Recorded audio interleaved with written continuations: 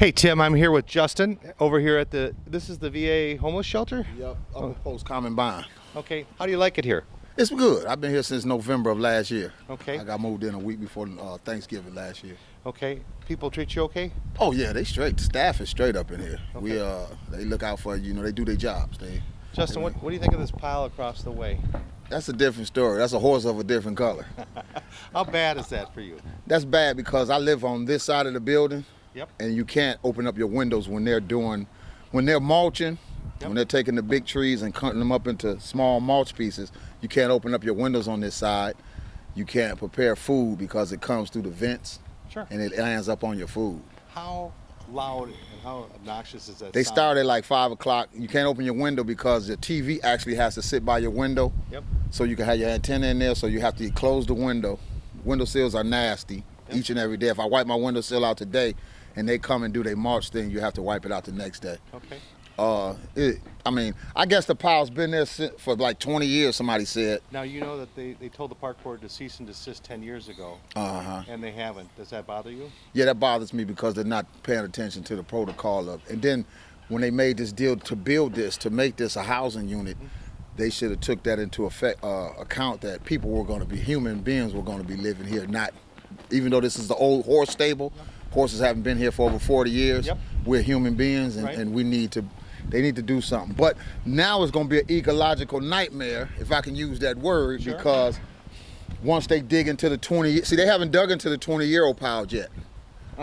They just doing the outskirts, and they're dumping stuff off every day. We see it every day. We run the park, we go to the golf course, and they're just making, I don't know if they're selling the mulch that they're making, but you can tell when they're going to get a good 2 or 3 truckloads in, because you'll see the trucks out, but they haven't even dug into the 20-year-old pile. And when they dig into the 20-year-old pile, me being like a little lightweight building engineer, building maintenance, you're going to have rodents. Okay. And rodents they got rats. rodents are going to run where rodents find food. Yep. So that's going to be another problem that they're going to have. But if they told them to stop it, they should have followed suit, because if it was anybody else that was if the EPA steps in, Yep. I don't know if they know about it, but somebody should come down here and take a look.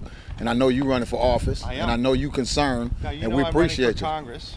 Have we Right. met before? No, we haven't. This is our first time Do you meeting. think you would vote for me for Congress? As long as you keep coming down here looking out for the welfare of the other vets in the building. That's why I'm here. It's not just me. It's 54 other people that live in this building, and we basically, it's a good idea for them to house us, but with this across the street, we might as well still be living. That's the reason out. why we're here, because Right. that pile, and this is a homeless. This is a homeless, and, right. And it's kind of a suicide prevention shelter too, is it not? No Just suicide. the It's just a homeless. Yep, I'm there's sorry. 55 vets in here that were homeless. They signed up through Common Bond, Upper Post. They collaborated together, and if you meet the criteria, Yep. then they bring you in. But you have to be a vet.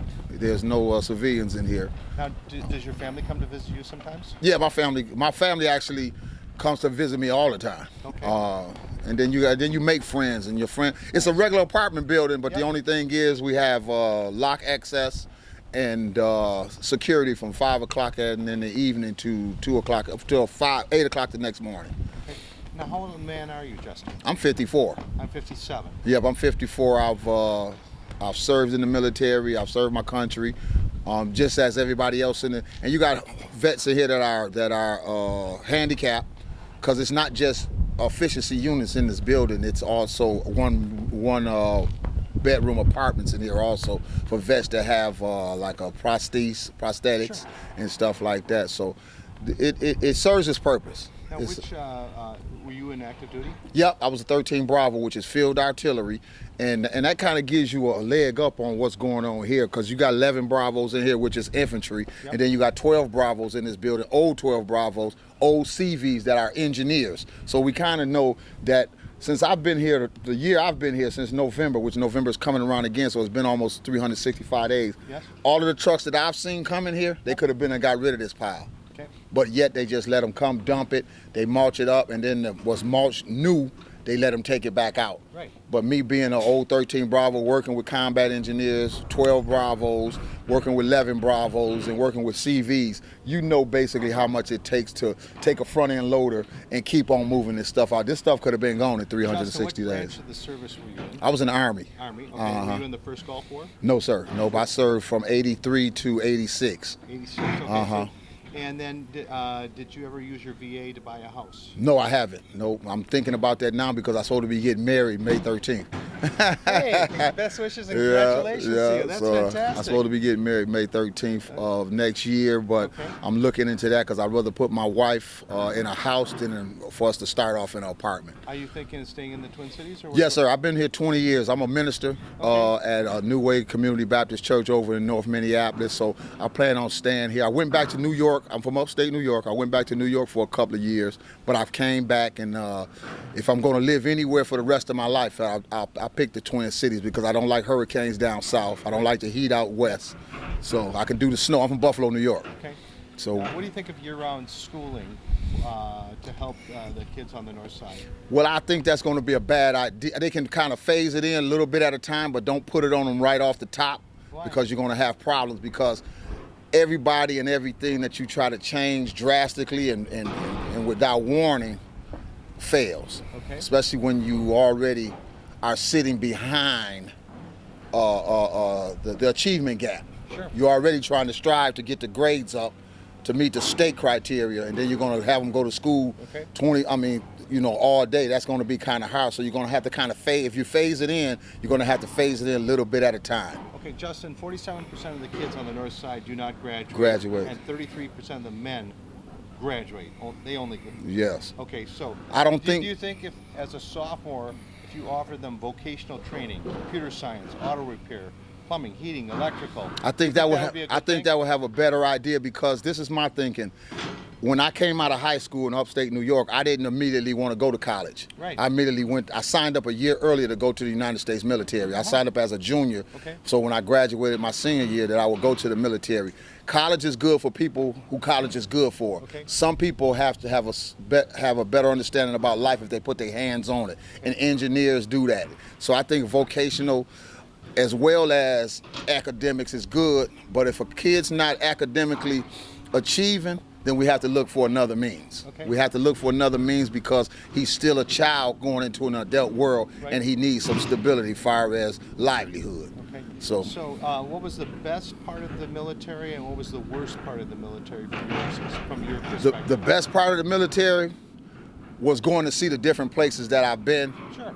The worst part of it was going on all the alerts and the lariats in advance and getting ready to deploy, and then you taking your body to this point, and then they say, no, you're not going this time. Okay.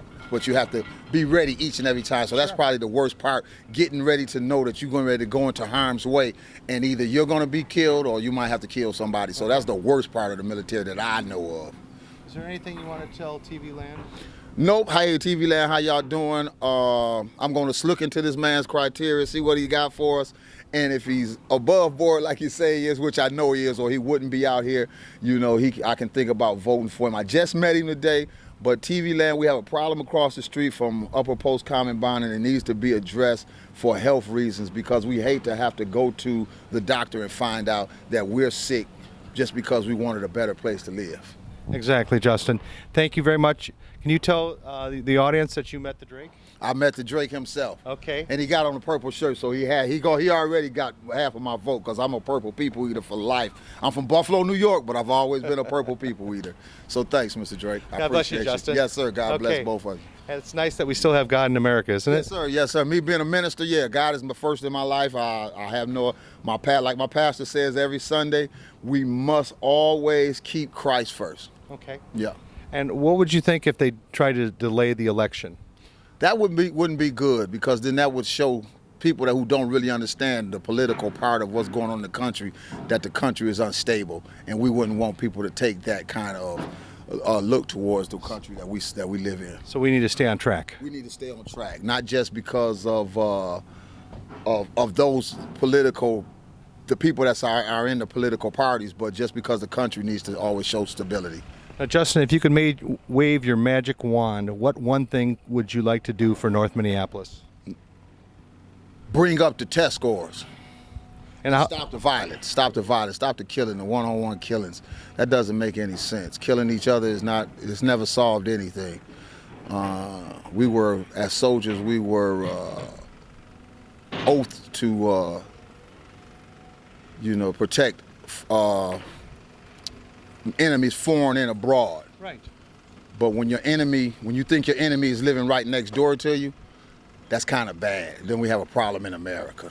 But the enemy is not right next door to you. You got to learn how to live with your brother and sisters. And Romans 12 tells us, I think along verse 18, Romans 12 tells us that if it's at all peaceable, if it's all possible, live with your brothers in peace, Right. if you can. But if you can't, you got to learn how to go to them and say, hey, man, I made a mistake, or I didn't think that was right what you did. But we can disagree to agree on a lot of stuff, Okay. .